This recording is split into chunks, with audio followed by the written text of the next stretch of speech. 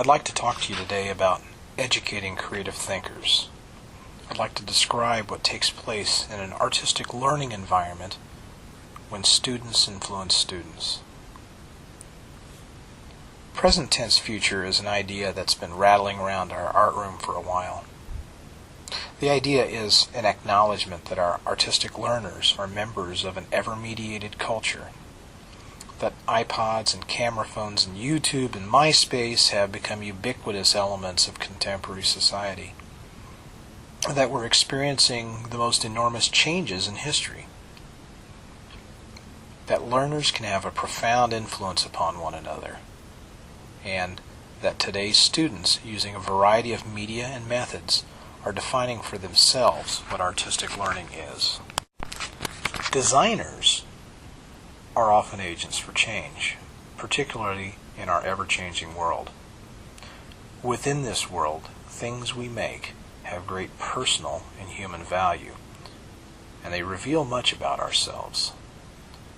Present tense future examines curricular components that emphasize the exploration of identity, the authenticity of a constructed image, and the spirit of collaborative process in a pursuit of artistic meaning, purpose, and intention. I'd like you to think about something, and that is that we as humans are unique in that we're the only organisms on Earth to completely design every aspect of our world. In many ways, one of the defining characteristics of humankind is our proclivity for, our desire to manipulate the world around us. We've taken things from our environment and we've shaped them and molded them. We've given them magical powers, created tools that go beyond simple utilitarianism, and we've imbued them with beauty.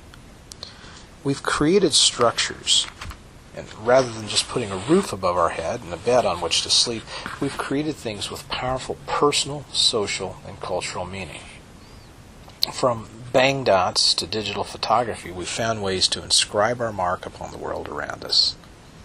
We have recorded history, celebrated kings and queens and religions, and it is across time and geography that we find there are sacred places, both large and small, created by the hand of humankind.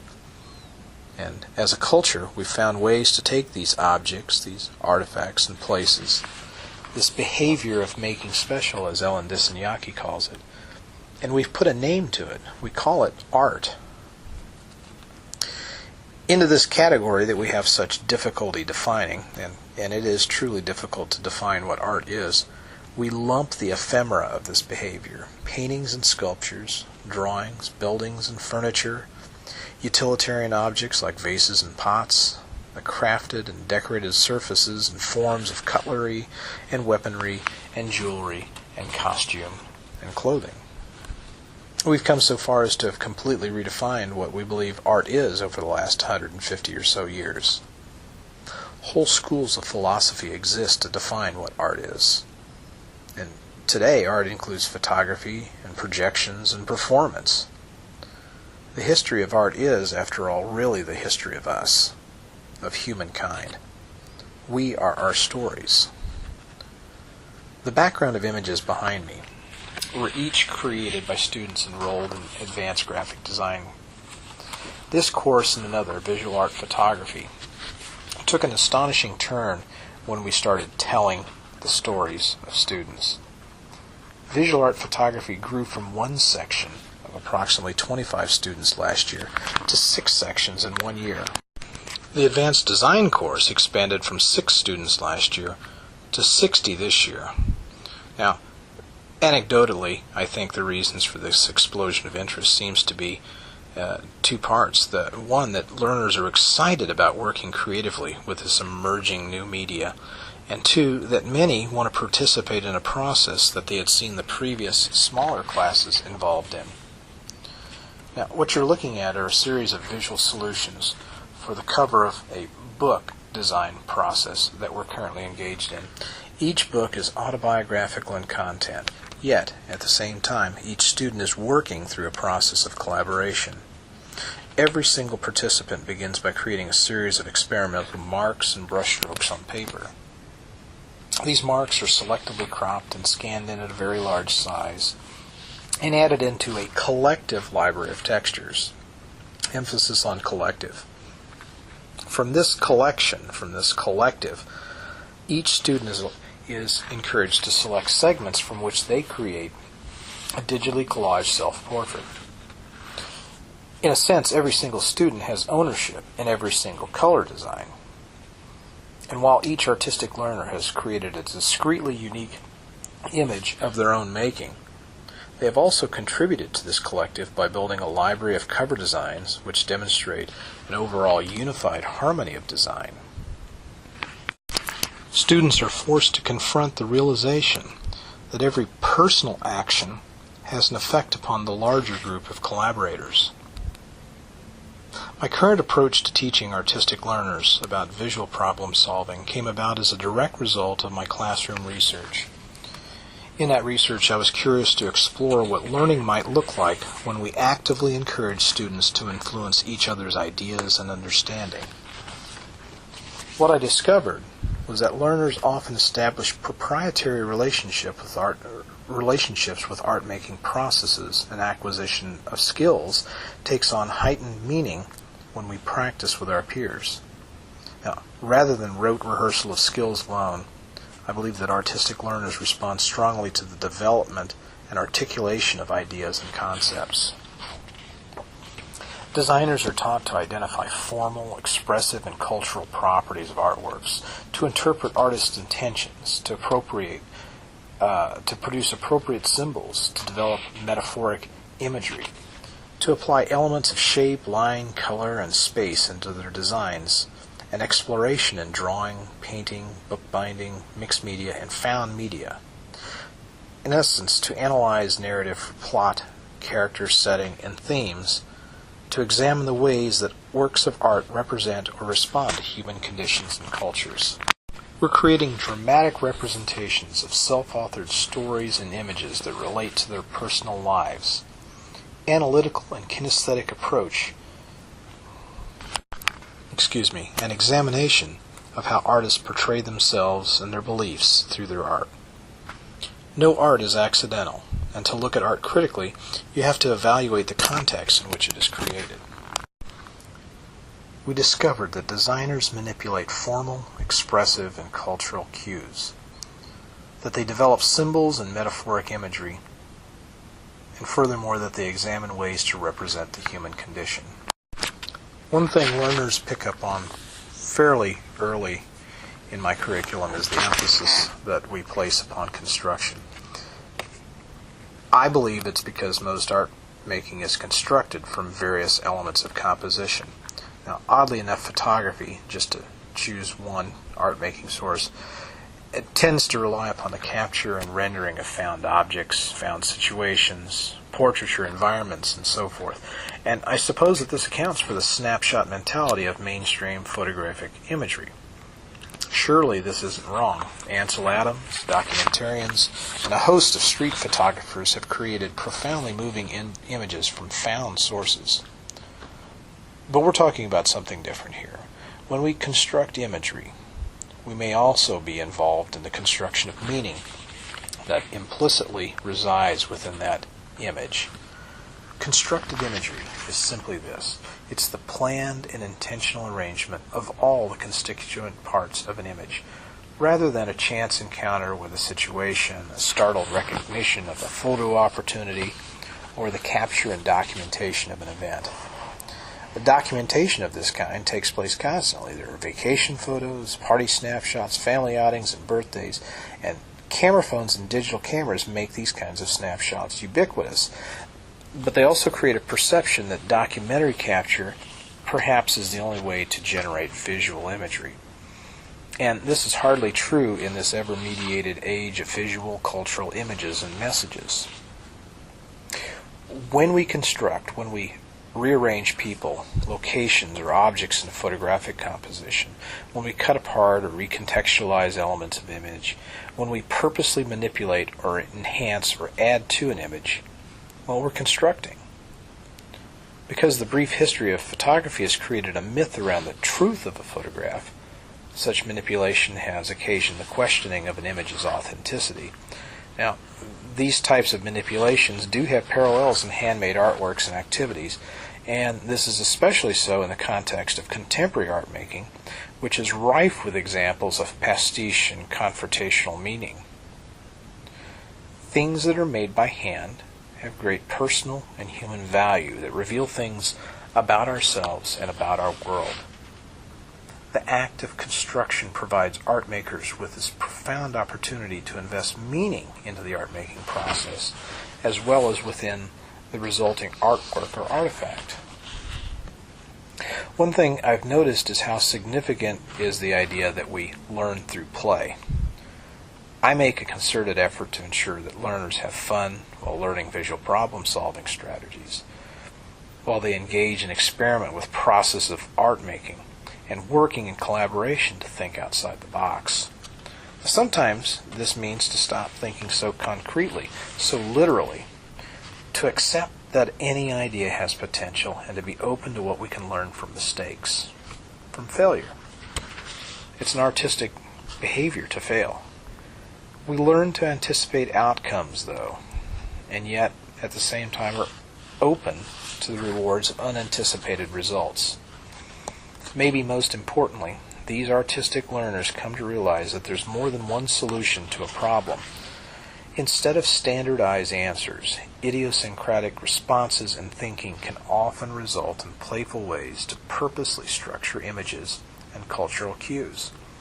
Artistic learners learn effectively through play, experiencing more through the dynamic of doing than through statically listening.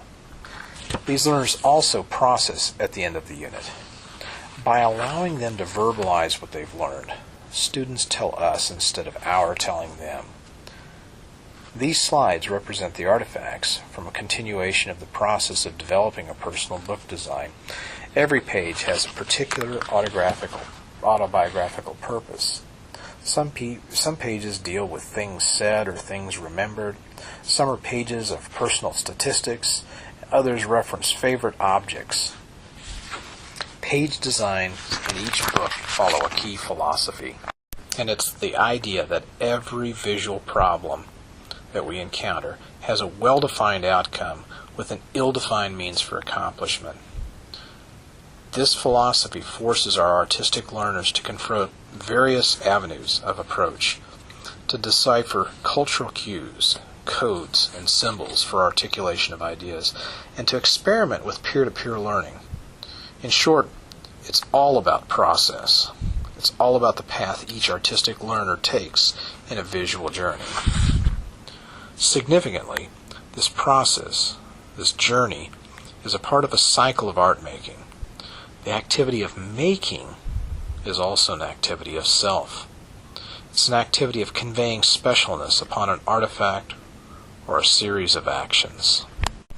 Our learners figure out that in the visual arts, learning takes place through play and creative invention, through the realization that there's more than one solution to a problem, and that creativity can really be enhanced through collaboration. I think a lot about what it is that we do, about the idea of meaning in art and meaning in art making. And I can't speak for anybody else, but when I paint or draw, the part that I find most tedious, and yes, there is tedium in art making sometimes, and certainly least fulfilling, I think, is the rehearsal of skill sets. And by that I'm talking about those ideas of when you draw, just to draw to make a pretty picture, or to copy a photograph, or to create a well-executed value scale or color wheel. Wow. Creating art just to create a look or to emulate an artist or movement, for me, is wildly unsatisfactory. And I think this is also so for my students. I think the best part of it is not the artifact you wind up with. I'll tell you, the artifacts I create wind up getting stuck away in a book or hung up on a wall and quite seriously forgotten about. I even have a special pet name for these things that I've finished. I often refer to them as leftover stew. I've felt for quite some time now that the real importance of art is in the art making. It's in the process. And I think the process is important if there's meaning behind it. I think of the process of art making as having a certain utilitarian function to it. And I don't mean that in the sense that a pinch pot might ultimately become a very usable bowl or vessel, but utilitarian in the sense that the act of creating an artwork can be cathartic, that it might cause something to happen, that the artwork might be able to tell a story or make an audience think in unaccustomed ways, that we can influence or empower decisions, especially in student art makers. Aside from the purely aesthetic side of art making, I think these are all incredibly utilitarian functions. Art making provides us with a way of acquiring understanding.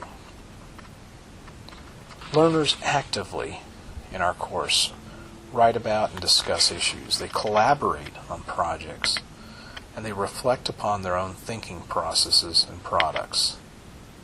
Importantly, they work, laugh, and play together.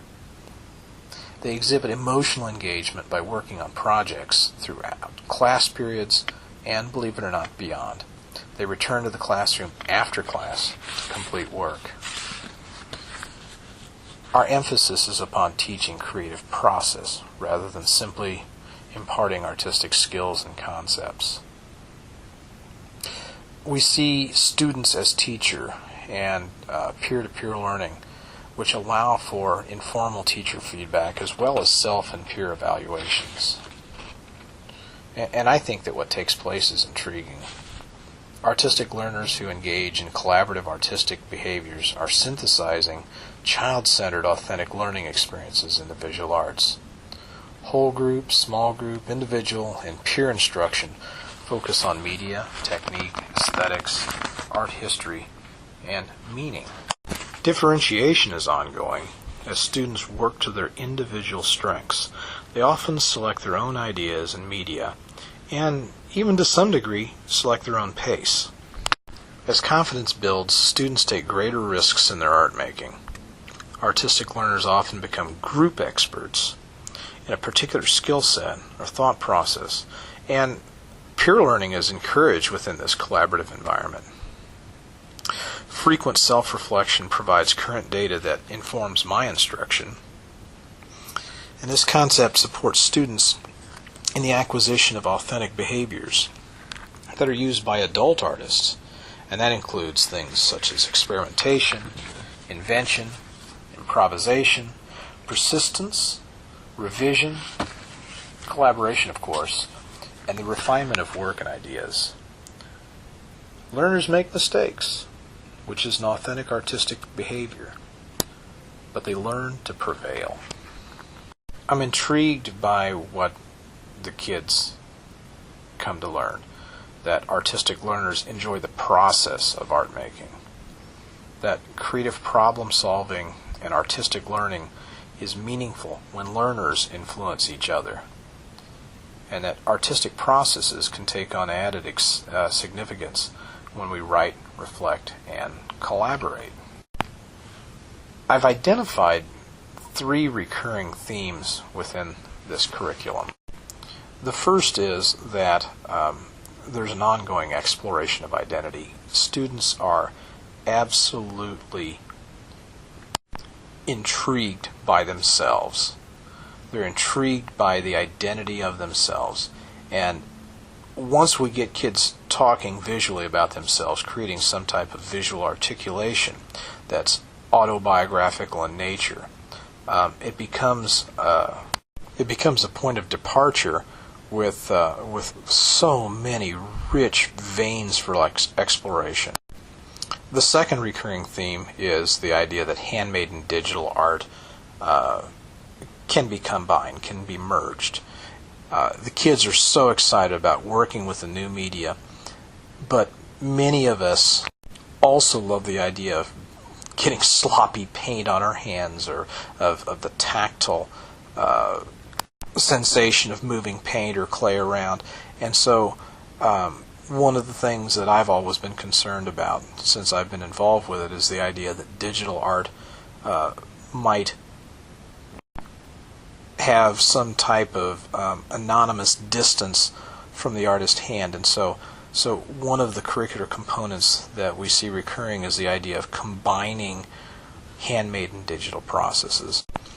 And the third recurring theme is that collaboration leads to empowerment.